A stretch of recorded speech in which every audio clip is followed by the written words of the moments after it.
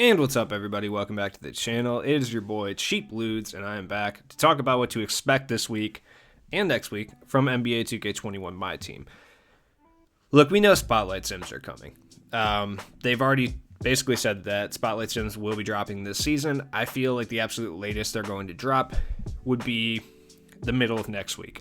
Any later than that, and there's really no point to drop them. So, one thing that I've kind of thought about recently is the pack timer, because if you notice, like, I think DBG made a video on it and stuff too, the enshrined packs last significantly longer than a normal pack would.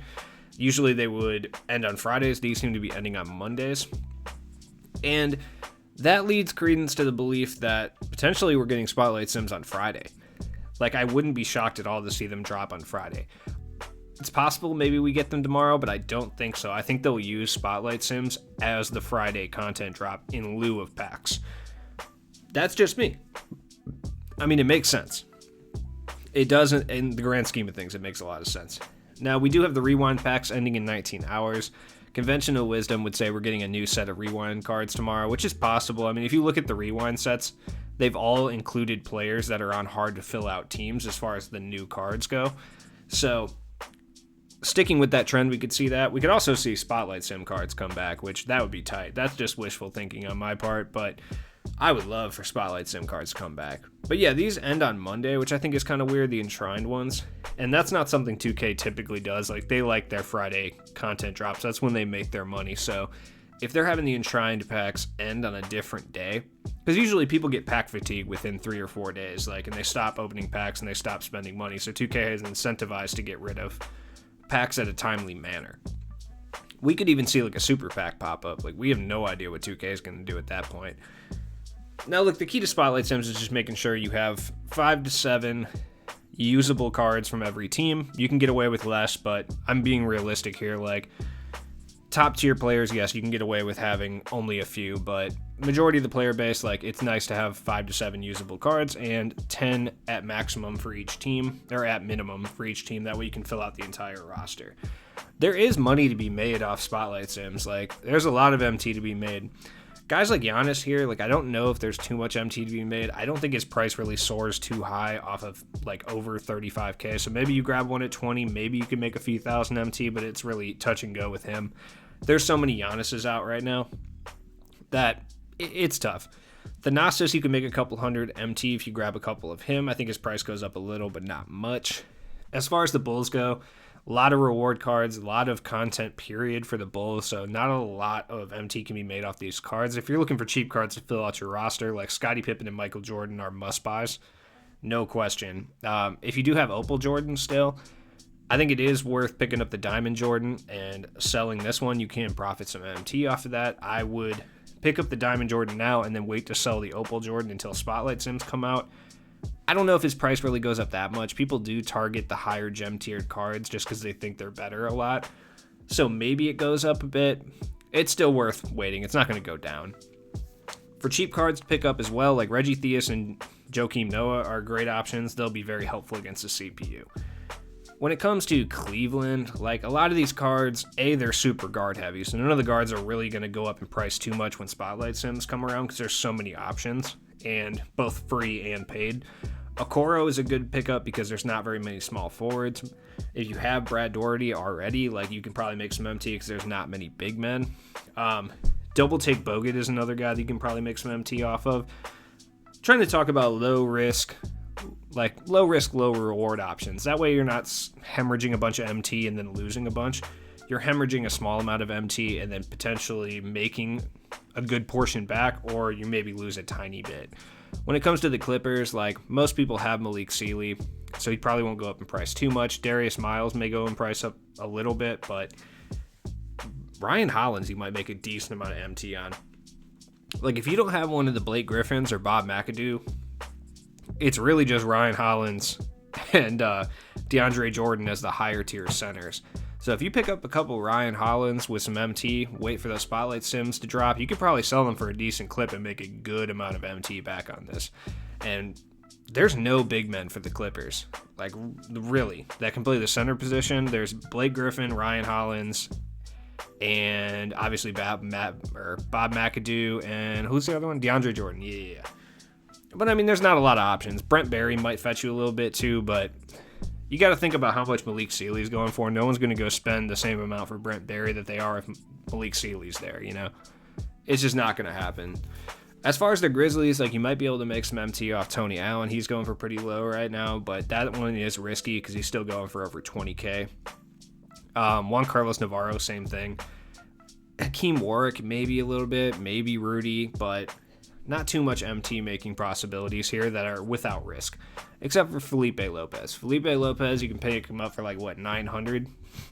You can probably sell him at that point for maybe 1,500, 2,000, and that's on the low end. You could definitely, 1,300 would be the lowest, so I mean, you're still making a few hundred MT off of that. If you find a few for 900, it's not a terrible idea to pull the trigger on that one. Maybe, yeah, not Allen Iverson. Everyone has Greg Anthony, who's better and free. As far as the Hawks go, like, maybe you can make some MT off of Kyle Korver, Joe Caldwell, Danilo, but they're really wing heavy, so I don't think there's many guys for the Hawks period you can make MT off of.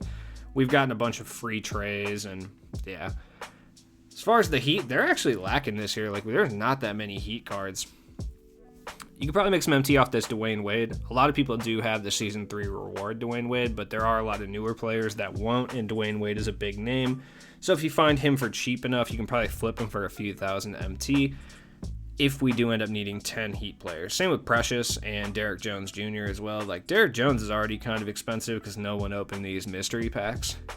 Now, if you pick him up for 2,700, I bet you can flip him for 4 or 5 Gs when Spotlight Sims come out, possibly even more. It's tough to really predict the market as a whole when Spotlight Sims come because sometimes it's huge and it shoots up astronomically. Other times it doesn't really change too much, so it's really tough to really tell. We do have the play-in tournament tonight, so looking at some guys that are involved in the play-in tournament as well as a possible good idea to make MT. We could see even like playoff moments cards tomorrow. I forgot all about that. That would be cool. But we could also see XP challenges, and you know when XP challenges are in play, people lose their goddamn mind and start paying way too much MT for cards. And LaMelo Ball would be somebody who has a very, very good chance of getting an XP challenge if he performs well tonight. So definitely want to pay attention to that and kind of go, maybe pick 1 or 2 up. You never know. He'll still be worth it for Spotlight Sims too. Glenn Rice, Eddie Jones, Baron Davis, make a little bit of MT, possibly a couple hundred on those guys. Even this LaMelo Ball, if you have them already, or if you want to risk it with the 2,000, maybe make like 5 Gs in return, but it's tough. That's not really worth it in my opinion. If you have this Vlade Divac, I'd hold off. There's not very many centers for the Hornets, so he might explode in price just based off that. As far as the Jazz, you might be able to make some MT off of like Thurl Bailey, or if you find John Stockton's at discard value. I'm not saying you're going to make a bunch of MT. You're not going to be rich off of this, that's for sure. But if you find a couple for like 2,000, 1,500, maybe you can make a couple hundred MT. I mean, it adds up. You see me out here not quick selling Amethyst and sending them to my auctions for 80 MT. You know how I get down. Brian Russell, same thing. Not a whole lot of wings, so you could probably make some MT off that. There's people who are going to try to do it as cheap as possible, and there's people who are going to drop the bag to try to make the best possible team to make it easier for themselves. So trying to target both consumers is a good idea, realistically. Lionel Simmons would be a guy for the Kings I would target, especially over on next gen. And honestly, on current gen, having guys with steady shooter against the off CPU is usually a good idea too. So like him and Marvin Bagley, you can make some MT off of. Possibly even Chris Webber too. He got really cheap for a little bit, but it's tough to tell when it comes to Opal or higher guys. Sometimes their prices straight up do not even change at all when it comes to Spotlight Sims. It's usually the lower overall cards that fluctuate. Patrick Ewing, if you're looking for a center for the Knicks, you can pick him up for like 10K MT. That's a deal. Same with Eddie Curry. You can pick him up for almost nothing too. Michael Sweetney would be a card I would target to try to make some easy MT though. Like, because you can probably get him for discard value, 1,500, 2,000 at the max. And I'm not saying you'll be able to flip him for 10 Gs, but you can flip him for 3, 4, 5, something around there. It just kind of depends what people are willing to pay. But that first wave of consumers that come through and buy up all the cards before people start rationally putting together teams, that's when you make your MT. I love Spotlight Sims, man. I made so much MT off Spotlight Sims last year and earlier this year. Kobe Bryant. Honestly, I might sell him. I might sell that card. Bonga would be another guy to look at. Guarantee there's going to be a tips video that gives out like budget guys to complete spotlight sims, and Bonga's going to be in the mix, so you can make some MT off of that. T-Max price probably stays relatively similar because so many of these are out there. Like the Enshrined cards probably aren't jumping up too much in price just because the market is completely flooded with them. Mo Bamba might jump up though. Same with like that Dwight Howard. As far as the Mavs, DSJ might be finding himself in another predicament here. His price might be up. You can get one for 2,000. Probably flip him for 4 or 5, possibly even. I mean, we saw him go up to 10 during the Luka challenge, so who knows, you know? Maxi Kleber is already a little pricey, but there's really not any big men. The key is you got to look at Dirk Nowitzki, though, because no one's going to pay more for Maxi Kleber when Dirk's over there for 25K, and I don't think his price really jumps up too much. We could see it, though. Like I said, it's tough to predict. Sean Bradley's a good investment, though. Like I said, I'm trying to provide low-cost, low-risk investments that can net you, like, a decent amount of MT in return. Sean Bradley is one of those, 1,500. He's a center. People will pay 3-4 Gs for him when Spotlight Sims come out, no question. Brook Lopez would be the only guy in the Nets, besides maybe Drazen Petrovic, that could make you some low-risk money. I keep saying money, but MT, you know what I mean. Is that a... Wait, hold on. Did someone put an unlimited contract and unlimited shoe Brook Lopez up for 3,200 MT? Oh, yeah, I'm snapping that up. Am I ever going to use Brook Lopez? No, but at least when I do now, I don't have to waste a contract on him. Fine with me. Anytime I see something like that, I just buy it and swap mine out. If it's not going to cost me anything, I might as well hoard as many unlimited contract guys as I possibly can. But yeah, you could probably sell him for 5 or 6K when spotlights come out.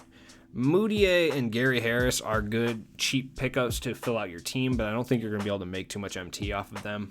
MPJ, if you can get him for cheap enough, below 3K, he'll go up in price because he can play multiple positions, like well. As far as the Pacers, Cassius Stanley would be a good cheap card to fill out your roster. As far as guys you can make MT off of, potentially Darren Collison, Glenn Robinson, and Crozier. Probably buy all those guys for 1,500, sell them for maybe 3 Gs. Now, as far as the Pelicans, any of these players are going to go up in price. Not one of these cards is going to stay the same price that it is at right now. I can tell you that right now. Because there is 0% that 2K doesn't make you use 10 Pelicans players. Like, they've actually been giving us Pelicans players this season for the first time in like 3 seasons. So you know that's a sign. Any of these guys that you pick up, minus maybe Lonzo Ball, I don't think his price goes up too much, are going to go up in price. Like, no question. Except Nickeil Alexander-Walker, because there's literally like 2 of them. So, and Brandon Ingram, I don't know. Just because you can get the Opal Brandon Ingram for 20, 30K, I don't think anybody's paying more than 16 for that Diamond Brandon Ingram. So, that's a tough one.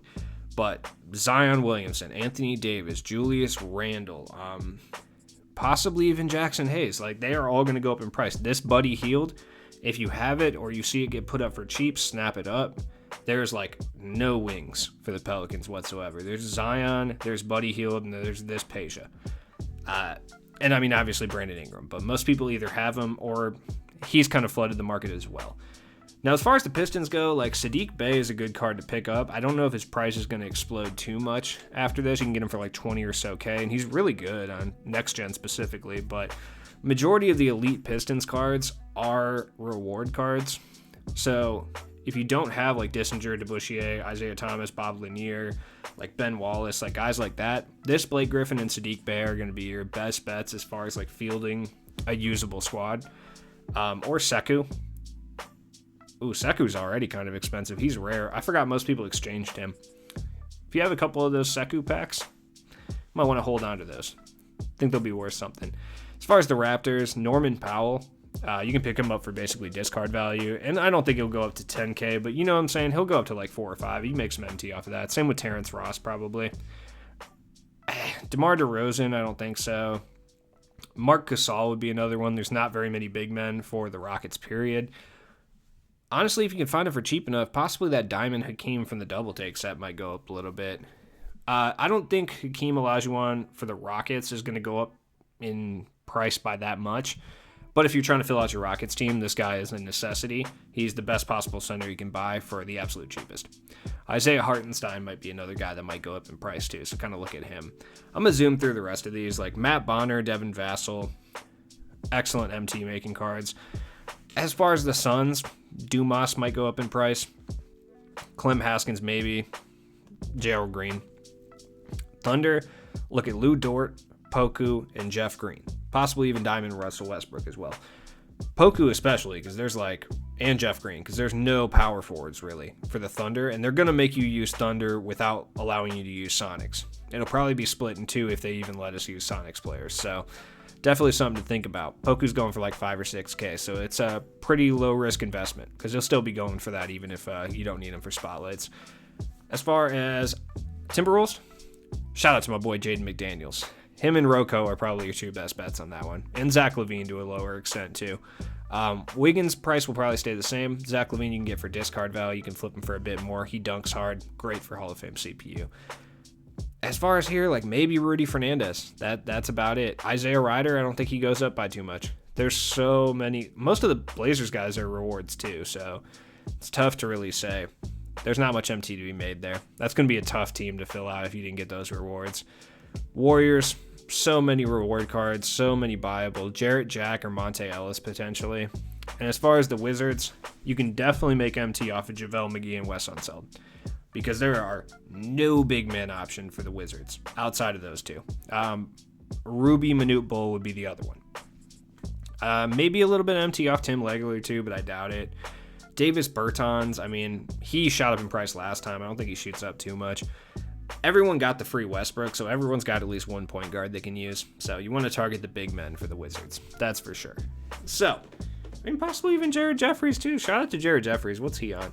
We need a Kwame Brown card, by the way. We need it. After what he's been doing the past few days, after all the shit he's been talking, we definitely need a Kwame Brown card out here. I petition for a Kwame Brown card that is a Dark Matter. I would love a Dark Matter Kwame Brown. Anyways, it has been your boy Cheap Ludes. I'll be back with the squad tips video later. I'm also recording the podcast tonight, so check that out if you want. I got a special video coming over on my second channel where I'm going to be going back to NBA Live 19 for a little retrospective action. So if you're interested in that, go subscribe to the Cheaper Ludes channel. It's actually in the description, so that'd be cool. Anyways, I hope you have a good day. Peace.